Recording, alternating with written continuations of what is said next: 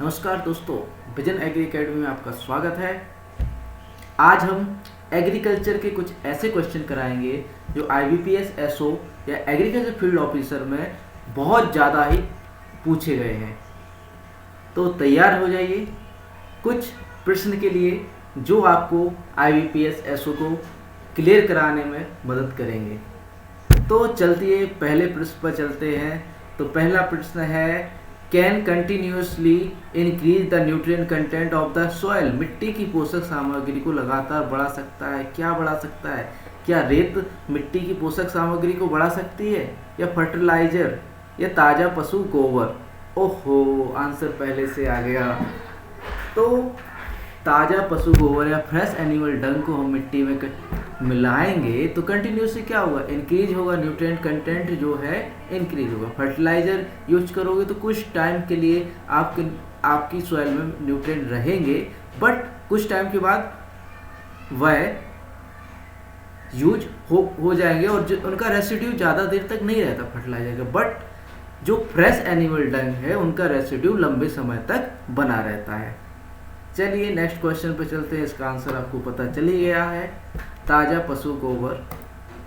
Next, buffalo milk is more white than cow milk due to. भैंस का दूध गाय के दूध से अधिक सफेद क्यों होता है? Conversion of beta carotene into colourless vitamin A. Beta carotene का रंगहीन विटामिन ए में रूपांतरण के कारण होता है। Beta carotene present in milk. क्या बीटा कैरोटीन प्रेजेंट होती है मिल्क में? Buffalo milk have more fat.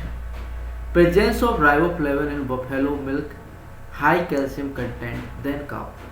तो बताइए क्या होगा आंसर? बफेलो मिल्क के वाइट होने का काउ मिल्क से अधिक वाइट होने का कारण क्या है? तो आंसर की बात करेंगे तो क्या लगता है आपको? बीटा कैरोटीन प्रेजेंट होता है इसलिए मिल्क वाइट होता है ज़्यादा बफेलो का। चलो तो राइट आंसर की बात करते हैं। तो क्या होता है कि जो बीटा कैरोटीन होता है वो कलरलेस विटामिन ए में कन्वर्ट हो जाता है। इस कारण से बफेलो मिल्क ज़्यादा सफ़ेद होता है काउ मिल्क के मुकाबले। तो सही आंसर होगा conversion of beta carotene into colourless vitamin A.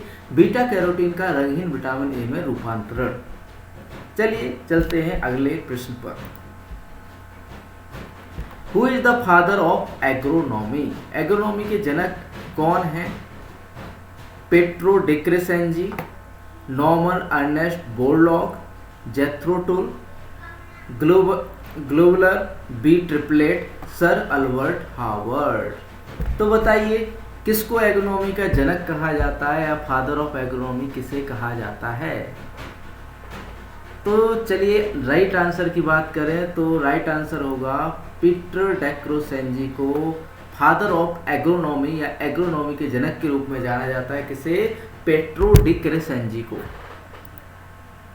चलिए कुछ फादर ऑफ डिफरेंट डिसिप्लिनरी कुछ सब्जेक्ट हैं उनके जनक हैं। जैसे फादर ऑफ एग्रोनॉमी आपने आंसर पता ही है, Pietro de Crescenzi. Father of modern agriculture Norman Ernest Borlaug. Father of agriculture कौन? मॉडर्न एग्रीकल्चर कौन है? Norman Ernest Borlaug. Father of modern tillage and beats अगर ये बात करें तो father of modern tillage and beats की तो कौन है? Jethro Tull. Father of zero tillage Glover B Triplett जो है फादर ऑफ जीरो टिलेज हैं। Father of organic farming sir Albert Howard जो है फादर ऑफ ऑर्गेनिक फार्मिंग या ऑर्गेनिक फार्मिंग के जनक के रूप में जाने जाते हैं, sir Albert Howard. Father of minimum tillage E H Faulkner. Father of plant pathology Anton de Bary. Father of green revolution Norman Borlaug. अगर बात करें father of green revolution in India तो एमएस स्वामीनाथन जो है फादर ऑफ ग्रीन रेवोल्यूशन या हरित क्रांति के जनक। कहाँ पर? इंडिया में, भारत में हरित क्रांति के जनक कौन है? तो एमएस स्वामीनाथन। और वर्ल्ड में हरित क्रांति के जनक की बात किया जाए तो नॉर्मन बोरलॉग जो है वर्ल्ड में हरित क्रांति के जनक के रूप में जाने जाते हैं। अगले चलते हैं father of ornamental gardening M S Randhawa. M S Randhawa को father of ornamental gardening father of agriculture chemistry Justus von Liebig. JW Liebig को फादर ऑफ एग्रीकल्चर केमिस्ट्री कहा जाता है। एग्रीकल्चर केमिस्ट्री का कृषि रसायन के जनक जो कहे जाते हैं जस्टिस वॉन लीविग को कहा जाता है। Father of Indian rust KC Mehta को कहा जाता है। Father of Indian plant pathology EJ Butler. Father of Indian plant pathology किसे कहा जाता है? EJ बटलर को। Father of agro climatology Koppen. Father of agrometeorology DN Walia. आशा करता हूँ आपको समझ आ रहा होगा और याद भी हो रहा होगा, क्योंकि इतना डिफिकल्ट नहीं है याद करना साथ साथ क्लास के। आगे चलते हैं।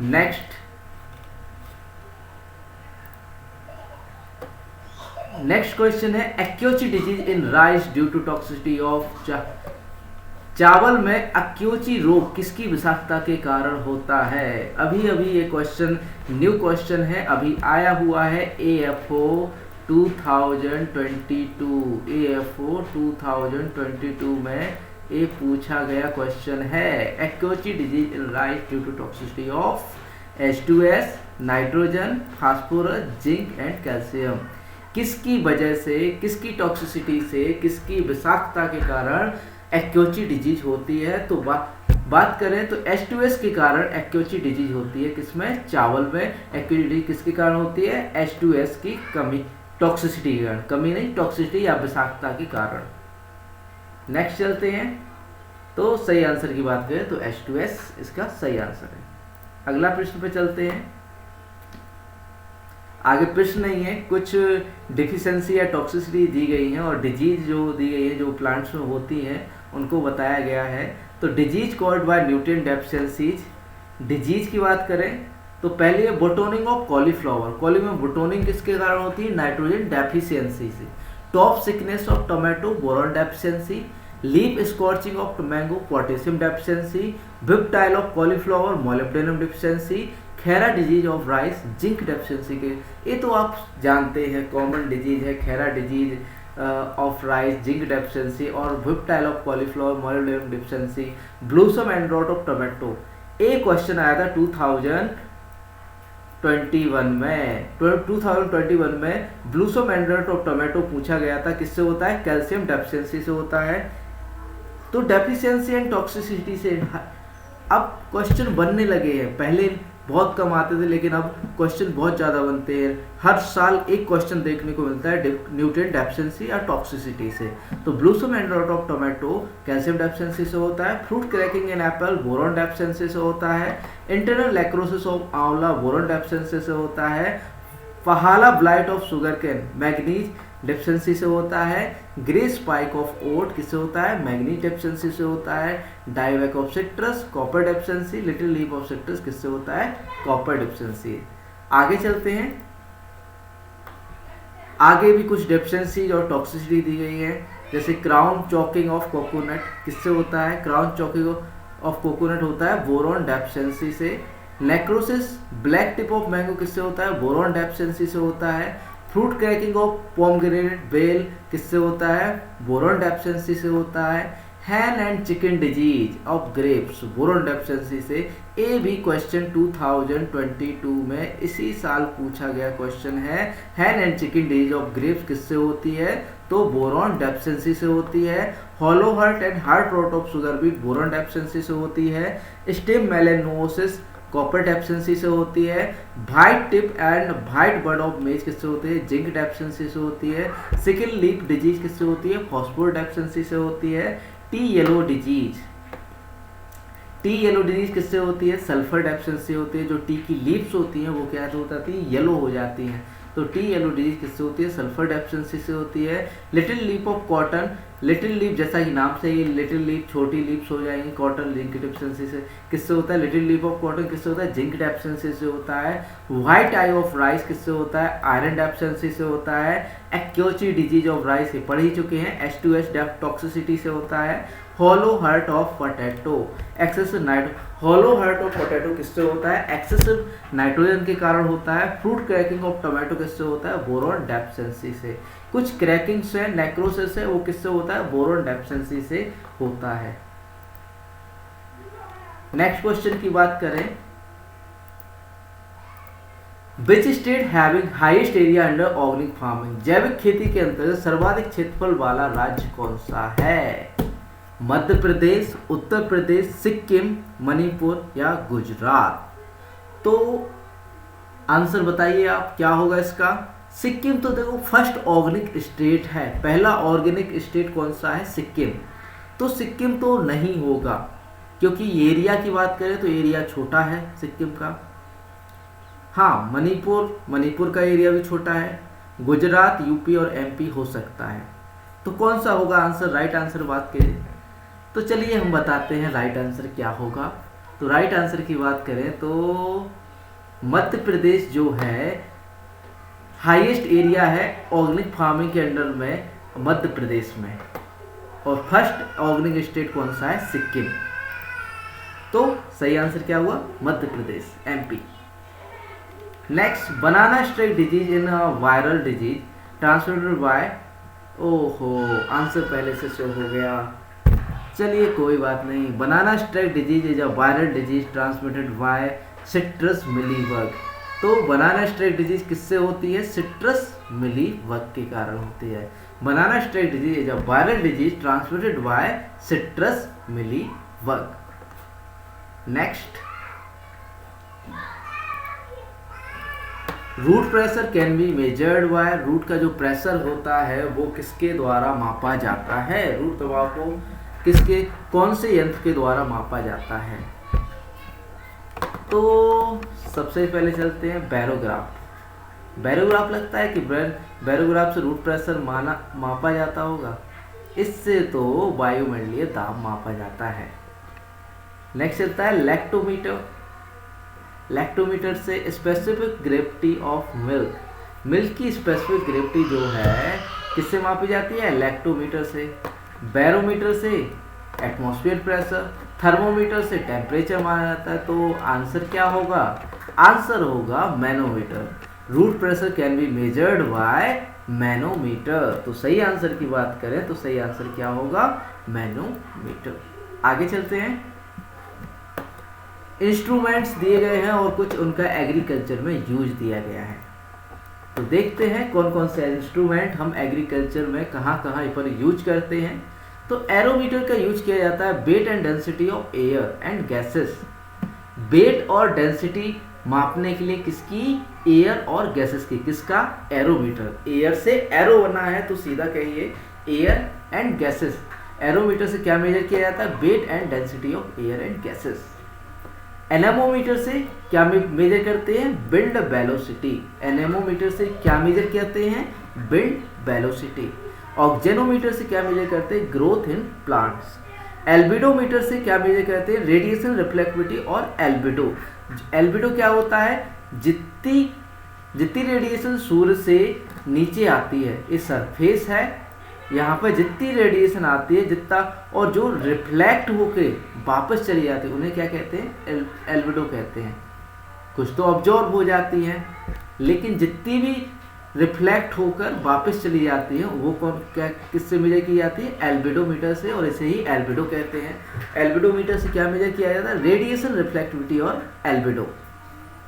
असमंस साइक्रोमीटर से relative humidity in plant canopy. Assmann's psychrometer से क्या मेजर किया जाता है? Relative humidity in plant canopy.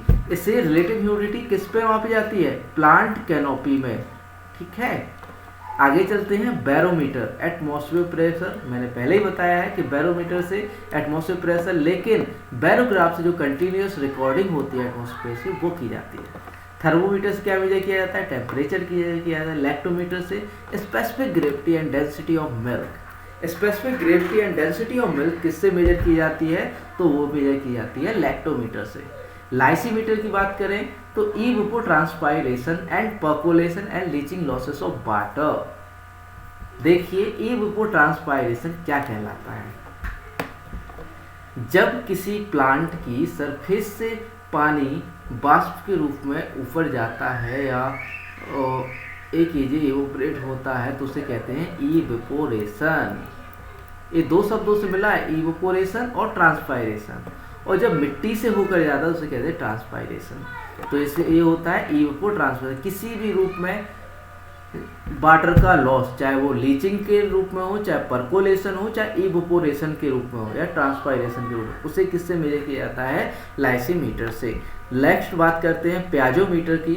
तो प्याजोमीटर से क्या मेजर किया जाए? Pressure of ground water and depth of water table.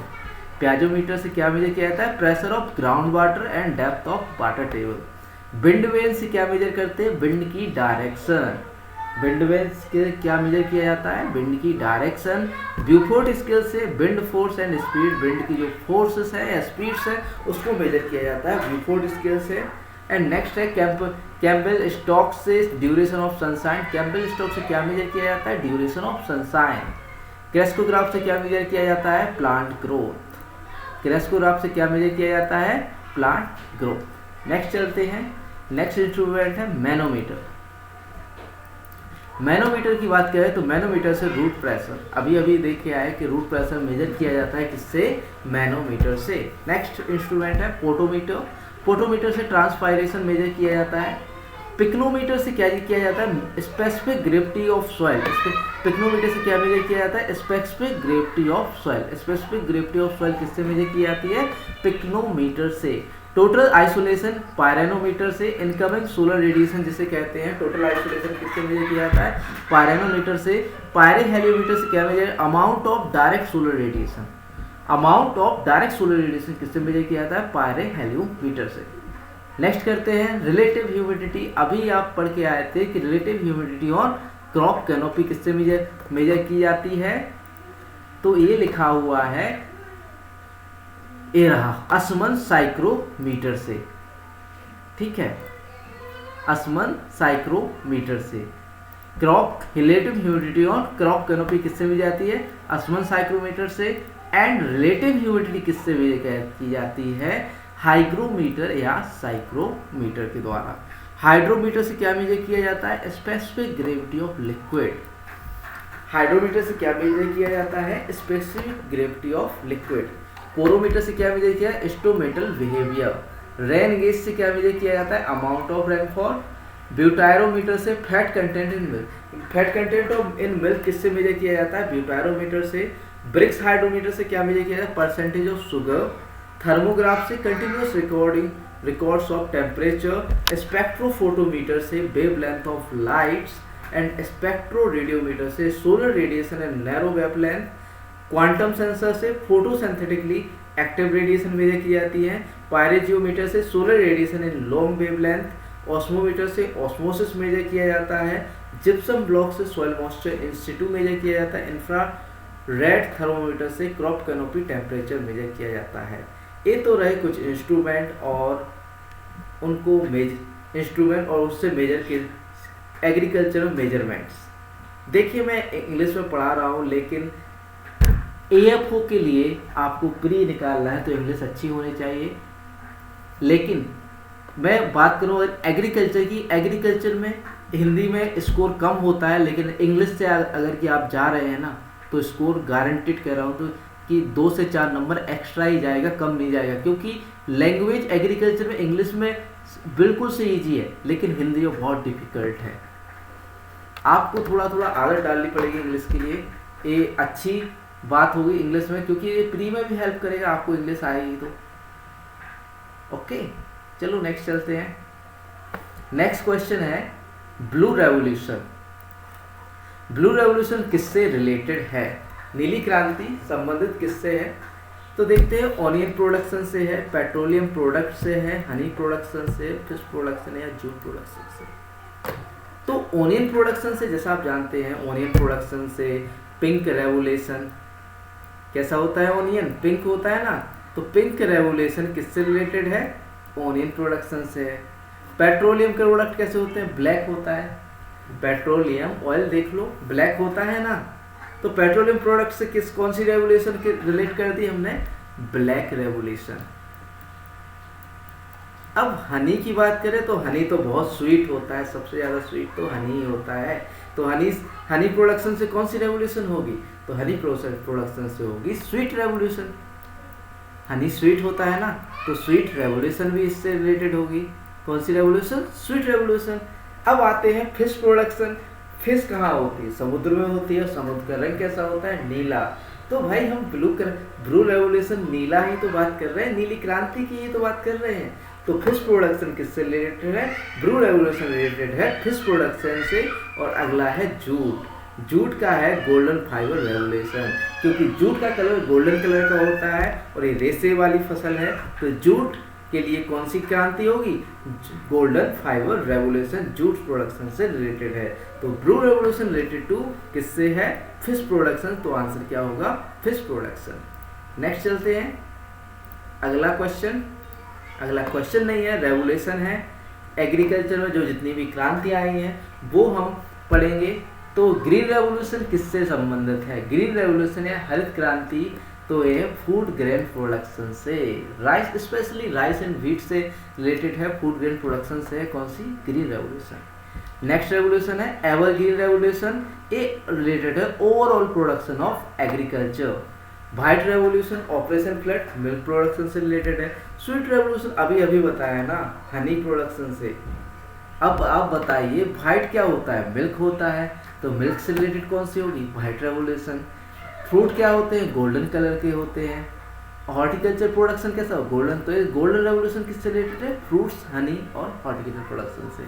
Protein revolution higher production technology driven second green revolution के नाम से जाना जाता है प्रोटीन रेवोल्यूशन को। नेक्स्ट है येलो रेवोल्यूशन। आप जानते हैं oil seed production. Mustard and sunflower का कलर कैसा होता है? फ्लावर का कलर कैसा होता है? कैसा होता है? येलो होता है। इसलिए इसे कौन सी रेवोल्यूशन कहते हैं? येलो रेवोल्यूशन कहते हैं। रिलेट कीजिए रेवोल्यूशंस को किससे कीजिए? उनसे रिलेट्स कीजिए कौन सी टर्म्स रेवोल्यूशन किससे रिलेटेड है। तो ब्लैक रेवोल्यूशन पेट्रोलियम प्रोडक्ट से बता दिया है। ब्लू रेवोल्यूशन फिश प्रोडक्शन से। Brown revolution leather and cocoa से रिलेटेड है। गोल्डन फाइबर रेवोल्यूशन जूट से प्रोडक्शन से है। ग्रे रेवोल्यूशन फर्टिलाइजर से है। Pink revolution onion production pharmaceutical and prawn production से है। Silver fibre revolution cotton production से है। और रेड रेवोल्यूशन किससे? Meat and meat tomato production से है। और राउंड रेवोल्यूशन पोटैटो से है। और प्रभानी रेवोल्यूशन किससे है? ओकरा प्रोडक्शन से है। ओकरा प्रोडक्शन से कौन सी क्रांति आती है? प्रभानी क्रांति। हमारा अगला प्रश्न है which of the following is a tag colour of certified seed? निम्न में से कौन प्रमाणित बीज का टैग रंग है? Green, white, golden yellow, blue या पर्पल? कौन से सीड की बात कर रहा है? प्रमाणित बीज की, सर्टिफाइड सीड्स की। तो ग्रीन किसके लिए यूज करता है? नहीं पता है। ग्रीन कोई टैग यूज नहीं होता है। व्हाइट होता है तो फाउंडेशन सीड के लिए कौन सा यूज होता है? White foundation seed. Foundation seed के लिए कौन सा टैग कलर यूज किया जाता है? व्हाइट टैग कलर यूज किया जाता है। अब गोल्डन येलो की बात करें तो गोल्डन येलो किया जाता है ब्रीडर सीड के लिए। ब्रीडर सीड के लिए कौन सा यूज किया जाता है? Golden yellow. और ब्लू की बात करें तो ये किया जाता है सर्टिफाइड सीड के लिए, ब्लू कलर का यूज किया जाता है। ठीक है, सर्टिफाइड सीड के लिए कौन से कलर का यूज किया जाता है? एजर ब्लू या ब्लू का यूज किया जाता है। और पर्पल का यूज किया जाता है रेस्टर्ड सीड के लिए। ओके, नेक्स्ट क्वेश्चन पे चलते हैं। कुछ टाइप्स ऑफ सीड है और उनके टैग कलर्स हैं। तो ब्रीडर सीड के लिए कौन सा? Golden yellow colour. Foundation seed के लिए व्हाइट कलर जैसा मैंने बताया है। सर्टिफाइड सीड के लिए ब्लू कलर यूज किया जाता है और रेस्टर्ड सीड के लिए पर्पल कलर। टैग कलर बहुत ही इंपॉर्टेंट है। एक क्वेश्चन इससे भी बनता है कि कौन से टाइप की सीड के लिए कौन सा टैग कलर यूज किया जाता है। नेक्स्ट चलते हैं नेक्स्ट क्वेश्चन पे। अगला बहुत ही इंटरेस्टिंग क्वेश्चन है, हर साल पूछे जाने वाला एक क्वेश्चन। कोई भी एग्जाम उठा के देख लीजिए, प्रधानमंत्री फसल बीमा योजना एग्जाम की फेवरेट सीम में से एक है। एक प्रधानमंत्री फसल बीमा योजना और एक है पीएम किसान, प्रधानमंत्री किसान सम्मान निधि।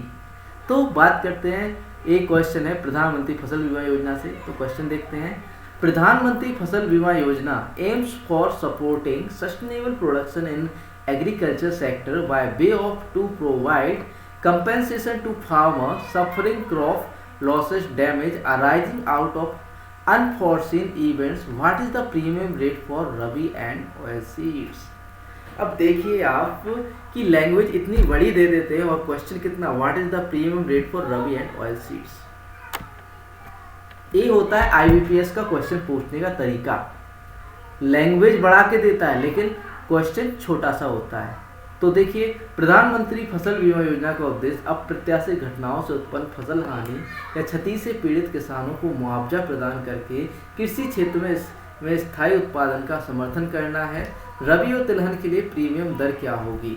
तो रबी और तिलहन के लिए प्रीमियम दर की बात करें तो ऑलरेडी आंसर लिखा हुआ है नीचे लाइन में। अंडर प्रधानमंत्री फसल बीमा योजना premium rate in for kharif 1.5%, 2% for Kharif and 1.5% for Rabi and 5% for annual and commercial crop, चाहे कॉटन हो, शुगर केन है, हॉर्टिकल्चर क्रॉप के लिए कितना 5%। तो आंसर क्या होगा 1.5% ऑफ सम इंश्योर्ड और actual rate which ever is less. सही आंसर क्या होगा 1.5% जो है रबी और तिलहन के लिए जो है प्रीमियम रेट लगता है। तो अंडर प्रधानमंत्री फसल बीमा योजना प्रीमियम रेट 2% लगता है, 2% खरीफ के लिए, 1.5% रबी के लिए और 5% एनुअल कॉमर्शियल कॉटन हो, शुगर कोन हो, हॉर्टिकल्चर क्रॉप के लिए। एनुअल कॉमर्शियल क्रॉप के लिए कितना 5% जो है प्रीमियम पे करना पड़ता है। किसके लिए? प्रधानमंत्री फसल बीमा योजना के लिए। नेक्स्ट बात करते हैं प्रधानमंत्री फसल बीमा योजना की। तो the government of India in kharif 2016 launch the प्रधानमंत्री फसल बीमा योजना after scrapping down the earlier insurance scheme, modified National Agriculture Insurance Scheme, weather-based crop insurance scheme and the National Agriculture Insurance Scheme। ये तीन इंश्योरेंस स्कीम से को ख़त्म करके या मॉडिफाई करके उनको में चेंज करके ओवरऑल सारी स्टेट में वन नेशन वन स्कीम, एक नेशन में एक फसल बीमा योजना। तो जैसे the government of India in kharif 2016 कब से लागू हुई? खरीफ 2016 से लॉन्च हुई प्रधानमंत्री फसल योजना after scrapping down the earlier insurance scheme. जो पहले इंश्योरेंस स्कीम चल रही थी उनको मॉडिफाइड करके न्यू इंश्योरेंस स्कीम, जैसे कौन कौन सी मॉडिफाइड एग्रीकल्चर इंश्योरेंस स्कीम, इसके और weather based crop insurance scheme and the national agriculture insurance scheme, इनको खत्म करके क्या है प्रधानमंत्री फसल बीमा योजना। प्रधानमंत्री फसल बीमा योजना is the flagship scheme of the government for agriculture insurance in India in line with the one nation one scheme theme क्या है इसकी? प्रधानमंत्री one nation one scheme. Next है अंडर प्रधानमंत्री फसल बीमा योजना premium rate 2% for kharif, 1.5% for rabi and 5% for annual commercial cotton and sugarcane and horticulture crops. Next चलते हैं, अब बात करते हैं कवर क्या करेगी। ये स्कीम आ तो गई है, प्रधानमंत्री फसल बीमा आ तो गई है, लेकिन कवर क्या क्या करेगी? द प्रधानमंत्री फसल बीमा Yojana will cover the following cases under crop local natural calamity like landslide, hailstorm. Local natural calamity जैसे लैंडस्लाइड्स हो गई या हेलस्टॉर्म हो गया, या जैसे बादल का फटना या लैंडस्लाइड या भूकंप आता है, तो ऐसे लॉसेस को कवर करेगा प्रधानमंत्री फसल बीमा योजना। Calamities leading to loss of yield like floods, dry spell, drought, etc., pest infection, and that cause yield loss in also covered by प्रधानमंत्री फसल योजना। फ्लड्स जैसे बाढ़ आ रही तो उसे कवर करेगी, ड्राई स्पेल पड़ गया, सूखा है तो उसे कवर करेगी, पेस्ट का इन्फेस्टेशन या पेस्ट का अटैक्स है, कीटों का अटैक है तो उसे कवर करेगी कौन सी? प्रधानमंत्री फसल बीमा योजना। Losses that occurred after harvesting crop can also be covered under this scheme. These circulation may be fall due to cyclone, unseasonal rains and cyclone। अगर हार्वेस्टिंग बाद भी लॉसेस हो जाते तो उसे भी कवर करेगी कौन? प्रधानमंत्री फसल बीमा योजना। किसी साइक्लोन आ गया तो अनसीजनल रेनफॉल हो गई, साइक्लोनिक रेनफॉल हो गई, हार्वेस्टिंग के बाद भी तब भी यह फसल बीमा योजना कवर करेगी किसे? लॉस को। Nevertheless, प्रधानमंत्री फसल does not provide any safety against the following. क्या क्या कवर नहीं करेगी? Losses occur due to war और सिमिलर हैजर्डियस एक्टिविटी। वॉर के कारण जो लॉस हुआ उसे कवर नहीं करेगी। Loss of yield due to the act of एनिमिटी of rewards, या कोई शत्रुता के कारण कोई लॉस होता है तो उसे भी कवर नहीं करेगी। Yield destruction caused by domestic and और वाइल्ड एनिमल, किसी डोमेस्टिक या वाइल्ड एनिमल ने तुम्हारी क्रॉप को नुकसान किया है तो उसे भी कवर नहीं करेगी। कंटेमिनेशन ड्यू टू न्यूक्लियर के रिस्क के कारण या कोई न्यूक्लियर अटैक हो गया उसके कारण तुम्हारा फसल क्रॉप लॉस हुआ है तो उसे भी कवर नहीं। Malicious damage leading to yield carnage, कि आपने खुद उसे डैमेज किया है तो उसे भी कवर नहीं करेगी। प्रधानमंत्री फसल बीमा योजना सैटेलाइट्स के द्वारा देखते हैं कि कहाँ पर अगर कि आपने झूठा क्लेम किया है कि मेरी फसल में लॉस हुआ है इस कारण से, तो उसे सैटेलाइट के द्वारा देखा जाता है, निगरानी की जाती है कि लॉस तुम्हारा रीजनेबल है कि नहीं, सही तुम जो कह रहे हो सही है या नहीं, उसे सैटेलाइट्स द्वारा देखा जाता है। चलिए आज का लेक्चर यहीं ख़त्म करते हैं। धन्यवाद, मिलते हैं अगली क्लास में। Tata, bye bye, thank you.